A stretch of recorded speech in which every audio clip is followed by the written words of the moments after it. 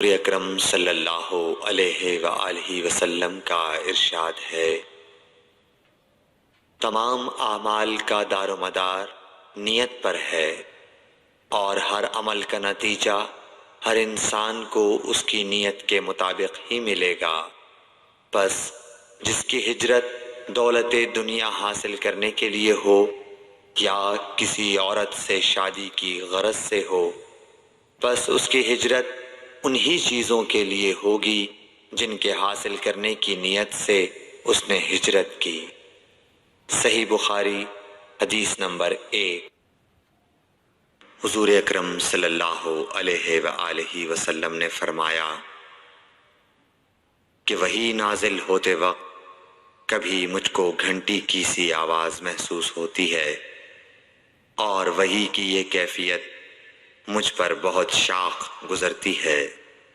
جب یہ کیفیت ختم ہوتی ہے تو میرے دل و دماغ پر اس فرشتے کے ذریعے نازل شدہ وحی محفوظ ہو جاتی ہے، اور کسی وقت ایسا ہوتا ہے کہ فرشتہ بشکل انسان میرے پاس آتا ہے اور مجھ سے کلام کرتا ہے، پس میں اس کا کہا ہوا یاد رکھ لیتا ہوں۔ صحیح بخاری حدیث نمبر 2۔ حضرت صلی اللہ علیہ وآلہ وسلم پر وحی کا ابتدائی دور اچھے سچے پاکیزہ خوابوں سے شروع ہوا۔ آپ خواب میں جو کچھ دیکھتے وہ صبح کی روشنی کی طرح صحیح اور سچا ثابت ہوتا۔ پھر من جانب قدرت آپ تنہائی پسند ہو گئے، اور آپ نے غار حرا میں خلوت نشینی اختیار فرمائی، اور کئی دن اور رات وہاں مسلسل عبادت اور یاد الہی و ذکر میں مشغول رہنے لگے۔ جب تک گھر آنے کو دل نہ چاہتا توشہ ہمراہ لیے ہوئے وہاں رہتے۔ توشہ ختم ہونے پر ہی اہلیہ محترمہ حضرت خدیجہ رضی اللہ تعالی عنہا کے پاس تشریف لاتے، اور کچھ توشہ ہمراہ لے کر پھر وہاں جا کر خلوت گزین ہو جاتے۔ یہی طریقہ جاری رہا یہاں تک کہ آپ پر حق منکشف ہو گیا، اور آپ غار حرا ہی میں قیام پذیر تھے کہ اچانک حضرت جبرائیل علیہ السلام آپ کے پاس حاضر ہوئے اور کہنے لگے کہ اے محمد پڑھو۔ آپ فرماتے ہیں کہ میں نے کہا کہ میں پڑھنا نہیں جانتا۔ آپ صلی اللہ علیہ وسلم فرماتے ہیں کہ فرشتے نے مجھے پکڑ کر اتنے زور سے بھینچا کہ میری طاقت جواب دے گئی۔ پھر مجھے چھوڑ کر کہا پڑھو۔ میں نے پھر وہی جواب دیا کہ میں پڑھا ہوا نہیں ہوں۔ اس فرشتے نے مجھ کو نہایت ہی زور سے بھینچا کہ مجھ کو سخت تکلیف محسوس ہوئی۔ پھر اس نے کہا کہ پڑھ۔ میں نے کہا میں پڑھا ہوا نہیں ہوں۔ فرشتے نے تیسری بار مجھ کو پکڑا اور تیسری مرتبہ پھر مجھ کو بھینچا، پھر مجھے چھوڑ دیا اور کہنے لگا کہ پڑھو اپنے رب کے نام کی مدد سے جس نے پیدا کیا اور انسان کو خون کی پھٹکی سے بنایا۔ پڑھو اور آپ کا رب بہت ہی مہربانیاں کرنے والا ہے۔ بس یہی آیتیں آپ حضرت جبرائیل علیہ السلام سے سن کر اس حال میں غار حرا سے واپس ہوئے کہ آپ کا دل اس انوکھے واقعے سے کانپ رہا تھا۔ آپ حضرت خدیجہ کے ہاں تشریف لائے اور فرمایا کہ مجھے کمبل اوڑھا دو، مجھے کمبل اوڑھا دو۔ لوگوں نے آپ کو کمبل اوڑھا دیا۔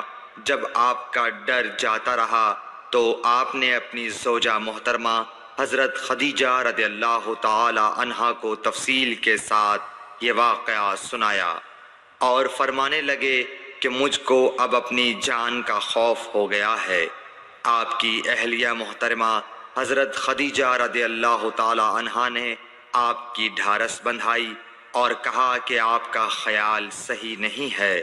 اللہ کی قسم آپ کو اللہ کبھی رسوا نہیں کرے گا۔ آپ تو اخلاق فاضلہ کے مالک ہیں، آپ تو کنبہ پرور ہیں، بے کسوں کا بوجھ اپنے سر پر رکھتے ہیں، مفلسوں کے لیے آپ کماتے ہیں، مہمان نوازی میں آپ بے مثال ہیں، اور مشکل وقت میں آپ امر حق کا ساتھ دیتے ہیں۔ ایسے اوصاف حسنہ والا انسان یوں بے وقت ذلت و خواری کی موت نہیں پا سکتا۔ پھر مزید تسلی کے لیے حضرت خدیجہ رضی اللہ تعالی عنہا آپ کو ورقہ بن نوفل کے پاس لے گئیں، جو ان کے چچا زاد بھائی تھے اور زمانہ جاہلیت میں نصرانی مذہب اختیار کر چکے تھے اور عبرانی زبان کے کاتب تھے۔ چنانچہ انجیل کو بھی حسب منشائے خداوندی عبرانی زبان میں لکھا کرتے تھے۔ انجیل سریانی زبان میں نازل ہوئی تھی، پھر اس کا ترجمہ عبرانی زبان میں ہوا۔ ورقہ اسی کو لکھتے تھے۔ وہ بہت بوڑھے ہو گئے تھے، یہاں تک کہ ان کی بینائی بھی رخصت ہو چکی تھی۔ حضرت خدیجہ رضی اللہ تعالی عنہا نے ان کے سامنے آپ کے حالات بیان کیے اور کہا کہ اے چچا زاد بھائی، اپنے بھتیجے محمد صلی اللہ علیہ وسلم کی زبانی ذرا ان کی کیفیت سن لیجئے۔ وہ بولے کہ بھتیجے، آپ نے جو کچھ دیکھا ہے اس کی تفصیل سناؤ۔ چنانچہ آپ صلی اللہ علیہ وآلہ وسلم نے از اول تا آخر پورا واقعہ سنایا، جسے سن کر ورقہ بے اختیار ہو کر بول اٹھے کہ یہ تو وہی ناموس معزز رازدان فرشتہ ہے جسے اللہ نے حضرت موسیٰ علیہ السلام پر وحی دے کر بھیجا تھا۔ کاش میں آپ کے اس عہد نبوت کے شروع ہونے پر جواں عمر ہوتا، کاش میں اس وقت تک زندہ رہتا جب کہ آپ کی قوم آپ کو اس شہر سے نکال دے گی۔ رسول کریم صلی اللہ علیہ وآلہ وسلم نے یہ سن کر تعجب سے پوچھا کہ کیا وہ لوگ مجھ کو نکال دیں گے، حالانکہ میں تو ان میں صادق و امین و مقبول ہوں۔ ورقہ بولا، ہاں یہ سب کچھ سچ ہے، مگر جو شخص بھی آپ کی طرح امر حق لے کر آیا لوگ اس کے دشمن ہی ہو گئے ہیں۔ اگر مجھے آپ کی نبوت کا وہ زمانہ مل جائے تو میں آپ کی پوری مدد کروں گا، مگر ورقہ کچھ دنوں کے بعد انتقال کر گئے۔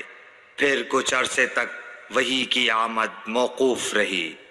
صحیح بخاری حدیث نمبر 3۔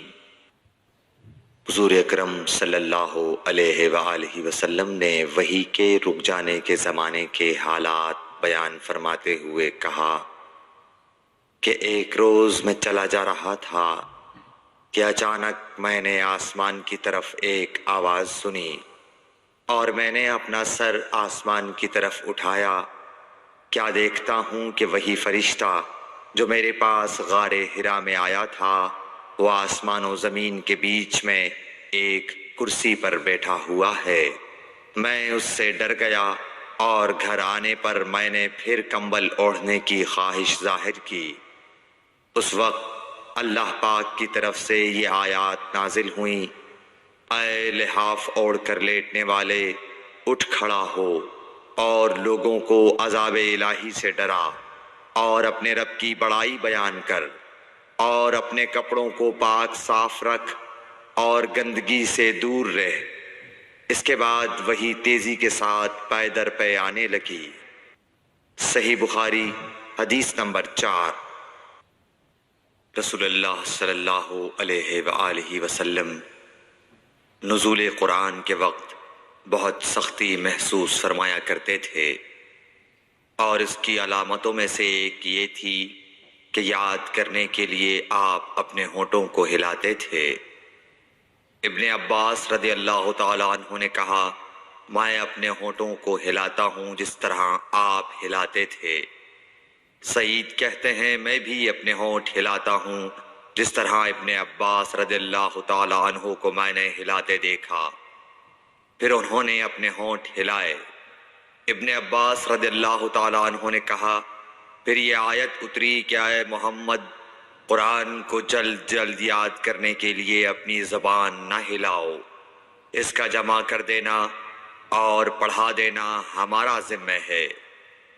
حضرت ابن عباس رضی اللہ تعالی عنہ کہتے ہیں، یعنی قرآن آپ صلی اللہ علیہ وآلہ وسلم کے دل میں جما دینا اور پڑھا دینا ہمارے ذمے ہے۔ پھر جب ہم پڑھ چکے تو اس پڑھے ہوئے کی اتباع کرو۔ ابن عباس رضی اللہ تعالی عنہ فرماتے ہیں، اس کا مطلب یہ ہے آپ اس کو خاموشی کے ساتھ سنتے رہو، اس کے بعد مطلب سمجھا دینا ہمارے ذمے ہے۔ پھر یقیناً یہ ہماری ذمہ داری ہے کہ آپ اس کو پڑھو، یعنی اس کو محفوظ کر سکو۔ چنانچہ اس کے بعد جب آپ کے پاس حضرت جبرائیل علیہ السلام وحی لے کر آتے تو آپ توجہ سے سنتے، جب وہ چلے جاتے تو رسول اللہ صلی اللہ علیہ وسلم اس وحی کو اس طرح پڑھتے جس طرح حضرت جبرائیل علیہ السلام نے اسے پڑھا تھا۔